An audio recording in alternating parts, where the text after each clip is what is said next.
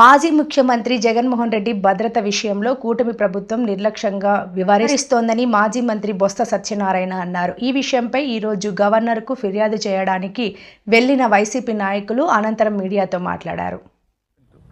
ఒక్క యూనిఫామ్ ఉన్న కానిస్టేబుల్ ఒక్కరు కూడా ఆ చుట్టుపక్కల లేకుండా ఏదైనా అవాంఛనీయ సంఘటనలు జరిగేటట్టుగా వారు ప్రేరేపించేటట్టుగా వారు నేను జరిగిన ప్రయత్నం చూస్తుంటే చాలా అనిపించింది. అందుకని గవర్నర్ గారికి మేము అందరం వచ్చి ఆయన తాలూకా భద్రత మీద ఆందోళన వ్యక్తం చేస్తూ ఇలాంటి సెక్యూరిటీ ల్యాబ్సెస్ ఉన్నాయి, ప్రభుత్వం వాంటెడ్లీ చేయాలని, ఆయన్ని ఇబ్బంది పెట్టాలని, ఆయనకి ఉన్న సందర్భంలో ఆయన రక్షణ కల్పించి ఇలాంటివి మళ్ళీ పునరావృతం కాకుండా చట్టాన్ని చేతిలో తీసుకోకుండా చట్టం దాని పని చేసుకునేటట్లు ఎవరికి ఇవ్వాల్సిన భద్రతను వాళ్ళకి ఇస్తూ కార్యక్రమం చేయాలని గవర్నర్ గారిని మేము ఇప్పుడు మీ అందరం కూడా డెలిగేషన్ వెళ్ళి ఆయన రిక్వెస్ట్ చేయడం జరిగింది. వారు దాన్ని పరిశీలిస్తాను, దీన్ని మేము ఎంక్వైరీ చేస్తానని చెప్పి వారు చెప్పడం జరిగింది. ఇది విషయాన్ని మీకు తెలియపరుస్తున్నాం.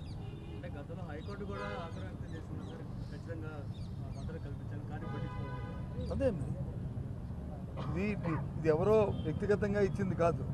మాజీ ముఖ్యమంత్రిగా ఆయనకి అది వర్చువల్గా ఆయనకి ఆటోమేటిక్గా అది వస్తుంది. జెడ్+2ది మాజీ ముఖ్యమంత్రి గారికి ఆటోమేటిక్గా వస్తుంది. దాన్ని కూడా నిన్నటి రోజు విత్డ్రా చేయమంటే అసలు అర్థం అవ్వట్లేదు మాకు. ఎప్పుడు కూడా చూడలేదు ఈ వ్యవస్థలో.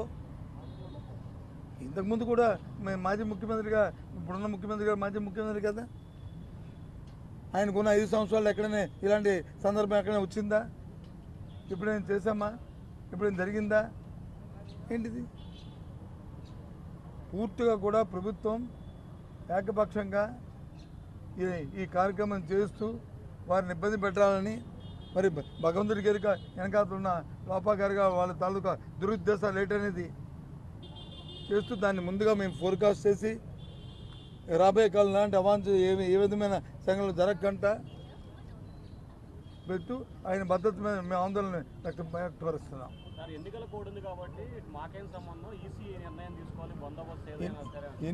ఎన్నికల కోడ్ బందోబస్తుకి బయట ఆయనకున్న భద్రత ఎన్నికల కోడ్తో సంబంధంలే. ఏదైతే జెడ్+2 కేటగిరీ ఎప్పుడైతే ఉన్నదో ఆయన ఎక్కడికి వెళ్తే అక్కడికి ఆయనతో పాటు వారు వెళ్ళవలసిందే, అక్కడికి వెళ్తారు. అది నిబంధన. ఎన్నికల కోడ్ ఏంటి? అదనంగా ఇచ్చేది ఏమైనా ఉంటే ఒక ఎన్నికల కోడ్ ఉంటే, ఎన్నికల కోడ్ మేము ముందు ఇన్ఫామ్ కూడా చేసాం, ఇగో ఇక్కడికి వెళ్తున్నామని. ఒకవేళ అటువంటి పరిస్థితి ఉన్నప్పుడు ముందుగా మాకు ఇన్ఫామ్ చేయాలి కదా. ఎన్నికల కోడ్ ఉందండి, మీరు అక్కడికి వెళ్ళొద్దండి, మీరు వెళ్ళడానికి వీల్లేదండి, రైతులకు వెళ్ళడానికి వీల్లేదండి, రైతులతో ఆవేదన అర్థం చేసుకోక్కర్లేదండి, ఈ కార్యక్రమం చెప్పచ్చు కదా. మరి ఇదే ఎన్నికల కోడ్ ఒక 4 రోజులు 5 రోజుల కింద ఒక మ్యూజికల్ నైట్ జరిగింది, ఒక సంగీత విభారత జరిగింది, మరి దానికి లేదా? ఆ రకంగా ఏ రకంగా నేను దాంతో కంపేర్ చేయట్లే.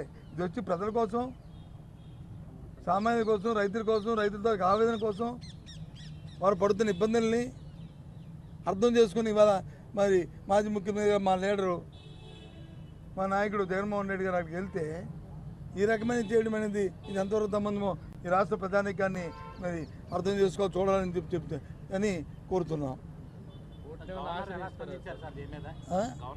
గవర్నర్ గారు స్పందన అయితే మాకైతే సంతృప్తిగా అనిపించింది. వెంటనే దీన్ని ఎంక్వైరీ చేస్తారని చెప్పారు. ఎవరు లేకపోతే అడిగారు. మరి ఇది పూర్తిగా కూడా మరి స్టేట్ గవర్నమెంట్ తాలూకా పోలీసు వైఫల్యం అని చెప్పాము.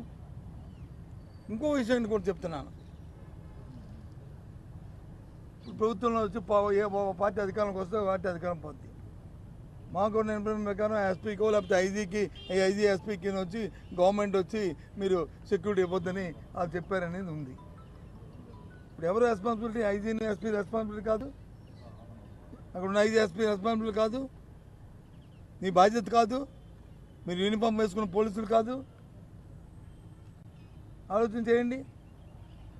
ఏ రకంగా నీ తాలూకు బాధ్యతని విస్మరిస్తారు? ఏ రకంగా మీ తాలూకు కర్తవ్యాన్ని చేయడం మానుతారు? ఈ ధర్మం ఇది? ఇదేనా రాజ్యాంగంలో బాబాసాహెబ్ అంబేద్కర్ గారు ఇచ్చిన రాజ్యాంగం తాలూకా ఇదేనా స్ఫూర్తి? ఇది న్యాయం? ఇది చాలా తప్పు. ఇది వ్యవస్థను పరిశీలన చేసుకుంటేనే ఆ వ్యవస్థ ఆ రాష్ట్రం కానీ ఆ ప్రజలు కానీ సుఖంగా సంతోషంగా ఉంటారు. ఈ రకంగా కక్షలతో కాడేమని తేలితే ఈ సాంప్రదాయాలు మంచివి కాదు. పూర్తిగా దాన్ని పూర్తిగా కూడా మేము అందరం కూడా ఆక్షేపం తెలియజేస్తున్నాం. మా నాయకుడి తాలూకా భద్రత పట్ల మేము ఆందోళన వ్యక్తపరుస్తున్నాం. పూర్తిగా ఏదైతే నిబంధనల ప్రకారం జరగాలని కోరుకుంటున్నాం. చట్టాన్ని చేతితో తీసుకోవడానికి ఎవరికి కూడా హక్కు లేదనే విషయాన్ని తెలియజేస్తున్నాం. ఇది అది రెండో విషయం. ఎందుకంటే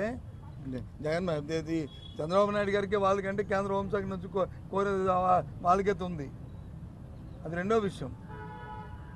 ఇక తప్పని పరిస్థితి చూస్తే ఆపై ఈ పోలీసు వైఫల్యం చెంది ఇక వీరితో లాభం లేదనుకుంటే అప్పుడు దాని గురించి ఆలోచన చేస్తాం.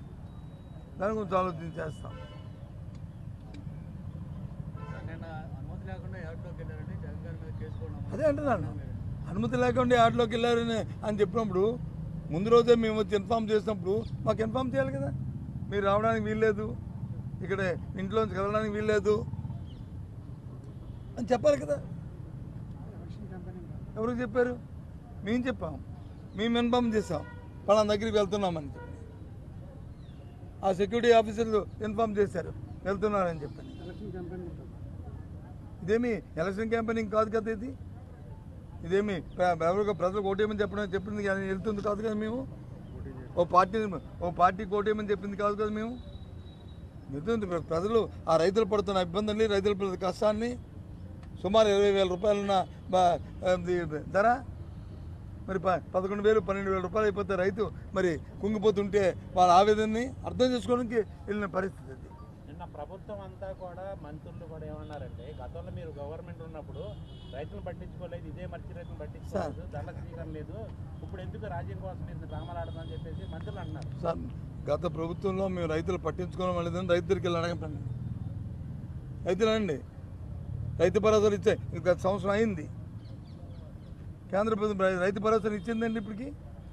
పోనీ ఈ రాష్ట్ర ప్రభుత్వం అంటే ఇవ్వలేదు. పోనీ వాళ్ళు అలాగే రైతుల పట్ల లేదు. కేంద్రం ఇచ్చిన డబ్బులు కూడా ఇవ్వలేదే. కేంద్రం ఇచ్చింది ఇచ్చారా? 9 నెలలు అయింది. ఎప్పుడు ఇస్తారంటే ఇంకా వచ్చే సంవత్సరం ఆలోచిస్తారంట. వాళ్ళ రైతుల మాట్లాడింది. వ్యవసాయం గురించి చెప్పాలంటే ఎంత చెప్పాలి రైతుల గురించి చేసింది. ఎక్కడికి వెళ్ళినా సరే, ఏ ఊరిలోకి వెళ్ళినా సరే రైతుకు కావాల్సిన విత్తనాలు కానీ, ఎరువులు కానీ, లేదా వాళ్ళు పండించిన పంటలు కానీ ఆ రైతు భరోసా కేంద్రాల్లోనే కొనుగోలు చేయడం కానీ, వాళ్ళకి అందించడం కానీ చేస్తాం. ఇవాళ ఎక్కడైనా ఏ ఊరిలో అయినా సరే ఎరువు దొరుకుతుందా అండి? విత్తనం దొరుకుతుందా అండి? పండిన పంటను వచ్చి ఎవరైనా కొనుగోలు చేస్తున్నారా అండి? చెప్పనండి. ఎక్కడికి వెళ్తే ఎవరో షాపుల దగ్గరికి వెళ్ళి షాపులకి వెళ్ళి కొనుక్కోవాల్సిన పరిస్థితి. వెళ్తే ఒక్కొక్క బస్తాకి 50 రూపాయల నుంచి 500 రూపాయల వరకు ఆ వెరైటీని బట్టి యూరియా కానీ, డిఏపి కానీ, లేకపోతే పొటాషియం కానీ, లేకపోతే ఇంకో ఎరువు కానీ. ఇటువంటి పరిస్థితి ఎప్పుడైనా ఉన్నాయండి గత 5 సంవత్సరాల్లో? ఎప్పుడైనా భారత తిరుగుని కూర్చొని అయ్యో ఎరువు కావాలనుకొని ఆలోచించిన పరిస్థితులు ఉన్నాయండి? విత్తనాల కోసం వచ్చి ఎప్పుడైనా మేమే గ్రామాల్లోనే అందించాం. వాళ్ళు డోర్ స్టెప్కి ఇచ్చాం. వాళ్ళు పంటని అక్కడే కొన్నాం.